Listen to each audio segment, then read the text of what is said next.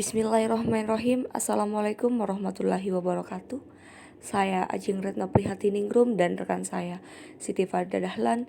Di sini kami akan menjelaskan laporan pengolahan limbah kami yang berjudul Produksi dan Pengelolaan Yang Limbah pertama adalah latar Tahu dan belakang. Tempe. Tahu dan tempe merupakan makanan yang digemari masyarakat, baik masyarakat kalangan bawah hingga atas. Keberadaannya sudah lama diakui sebagai makanan yang sehat, bergizi, dan harganya murah. Hampir setiap kota di Indonesia dijumpai industri tahu dan tempe. Umumnya, industri tahu dan tempe termasuk ke dalam industri kecil yang dikelola oleh rakyat dan beberapa di antaranya sudah masuk dalam wadah koperasi pengusaha tahu dan tempe. Proses pembuatan tahu dan tempe masih sangat tradisional dan banyak memakai tenaga manusia. Bahan baku utama yang digunakan adalah kedelai. Lebih dari separuh konsumsi kedelai di Indonesia dipergunakan untuk diolah menjadi tahu dan tempe. Diperkirakan jumlah pengusaha tahu di Indonesia sekitar 10.000 buah, yang sebagian besar masih berskala rumah tangga. Air banyak digunakan sebagai bahan pencuci dan merebus kedelai untuk proses produksinya.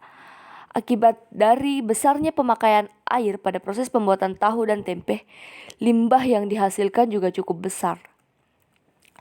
Berdasarkan Peraturan Menteri Lingkungan Hidup Republik Indonesia Nomor 5 Tahun 2014 tentang baku mutu limbah, khususnya baku mutu air limbah industri tempe diantaranya BOD, COD, TSS, pH, dan kuantitas air limbah paling tinggi. Salah satu parameter yang menjadi fokus dalam penelitian kami ini atau observasi kali ini yaitu kadar COD air limbah. Pada saat ini, sebagian industri tahu dan tempe masih merupakan industri skala kecil rumah tangga yang tidak dilengkapi dengan unit pengolahan limbah.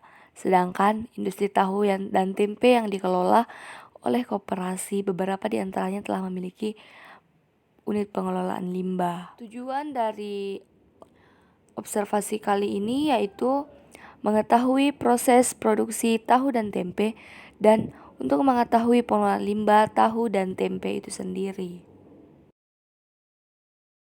Metode yang kami gunakan ada dua, yaitu metode observasi dan metode survei. Metode observasi yaitu salah satu metode pengumpulan data dengan cara mengamati atau meninjau secara cermat dan langsung di lokasi pabrik tahu dan tempe untuk mengetahui kondisi yang terjadi atau membuktikan kebenaran. Sedangkan metode survei adalah metode pengumpulan data primer dengan mengajukan pertanyaan-pertanyaan kepada pemilik pabrik tahu dan tempe. Deskripsi tempat yang disurvei. Untuk mendapatkan informasi dalam penyusunan laporan kami melakukan observasi secara langsung maupun dengan wawancara langsung dengan pemilik pabriknya itu sendiri. Adapun observasi yang kami lakukan pada tanggal 6 Oktober 2021 di Kecamatan Ponrang, Kabupaten Luwu, Provinsi Sulawesi Selatan. Bertempatan lokasinya itu lokasi pabrik tahu dan tempe, pemiliknya itu sendiri Suharia. Pabrik ini berdiri pada tahun 2009 hingga sekarang.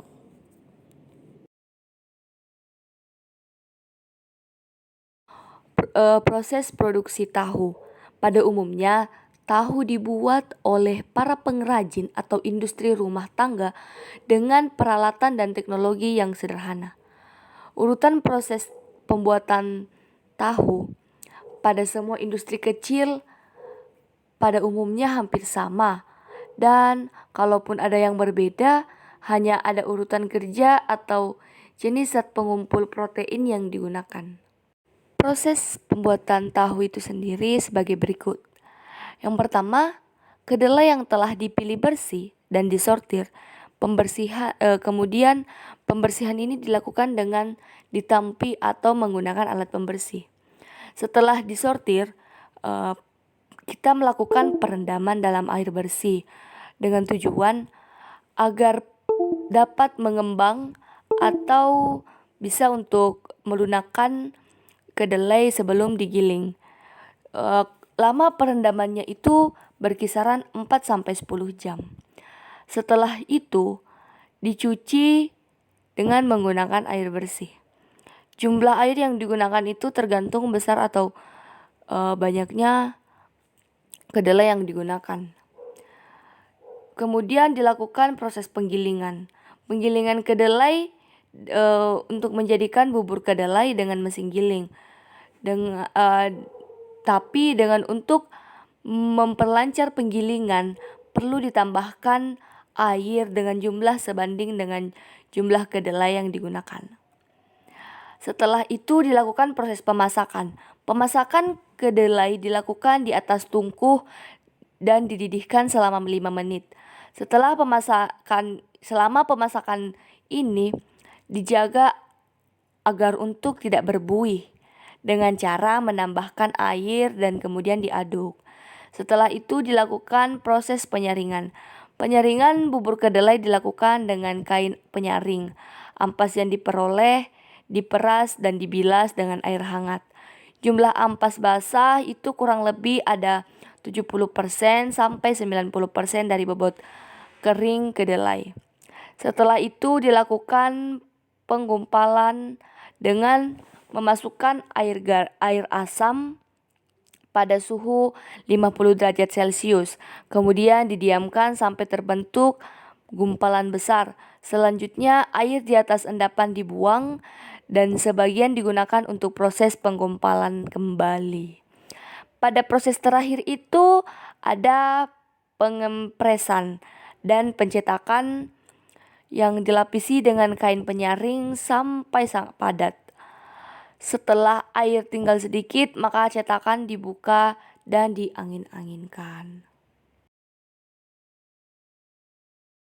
Proses pembuatan tempe. Tempe merupakan hasil fermentasi kedelai dan secara garis besar urutan proses pembuatan tempe adalah sebagai berikut. Pertama-tama kedelai dimasak. Setelah dimasak, kedelai direndam selama 1 malam hingga lunak dan terasa berlendir. Kemudian kedelai dicuci hingga bersih. Kedelai dipecah dengan mesin pemecah hingga kedelai terbelah 2 dan kulit kedelai terpisah. Kemudian kulit kedelai dipisahkan dengan cara hasil pemecahan kedelai dimasukkan ke dalam air hingga kulit kedelai mengambang dan dapat dipisahkan. Kedelai yang sudah dipisahkan dicuci kembali hingga bersih. Kemudian peragian dengan cara kedelai dicampurkan ragi yang dilarutkan dan didiamkan selama kurang lebih 10 menit. Kedelai yang telah mengandung ragi ditiriskan hingga hampir kering. Kemudian dibungkus dengan daun pisang. Setelah itu bakalan terjadi proses fermentasi. Setelah proses fermentasi selama 2 hari, jadilah tempe itu. Baik, terima kasih atas kesempatan yang diberikan. Perkenalkan, nama saya Siti Farida Dahlan. Di sini saya akan menjelaskan mengenai sistem pengelolaan limbah tahu dan tempe. Nah, jenis limbah dari produksi tahu dan tempe itu ada 2, yaitu limbah padat dan limbah cair. Limbah padat pabrik pengolahan tahu dan tempe berupa kotoran dari hasil pembersihan kedelai dan sisa saringan bubur kedelai yang disebut dengan ampas tahu dan tempe. Limbah padat yang berupa kotoran berasal dari proses awal atau pencucian bahan baku kedelai dan umumnya limbah padat yang terjadi tidak begitu banyak atau 0,3% dari bahan baku kedelai. Sedangkan limbah padat yang berupa ampas tahu dan tempe terjadi pada proses penyaringan bubur kedelai. Ampas tahu dan tempe yang terbentuk besarnya berkisar antara 25 sampai 35% dari produk tahu dan tempe yang dihasilkan. Nah, selanjutnya itu limbah cair.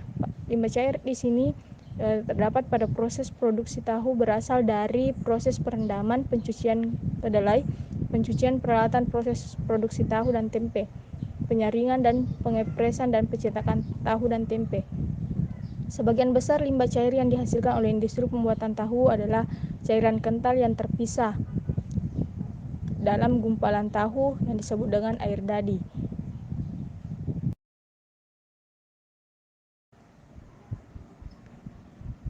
Selanjutnya yaitu penyimpangan dan penampungan. Pada pabrik yang kami survei, adapun penyimpangan limbahnya yaitu yang pertama limbah padatnya itu berupa penyimpangan berupa bak, dan penyimpangan limbah cairnya itu berupa wadah besar seperti tong, dan kemudian limbahnya itu diendapkan kemudian dibuang ke sungai.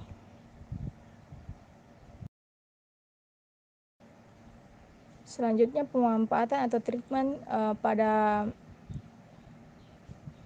industri tahu dan tempe yang kami survei, yaitu yang pertama itu limbah cairnya itu dibuang ke sungai, kemudian limbah padatnya itu digunakan untuk pemanfaatan kembali untuk pakan ternak.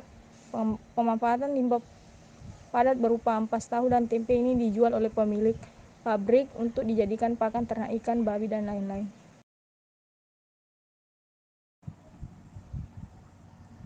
Nah, selanjutnya hierarki pengelolaan limbah tahu dan tempe.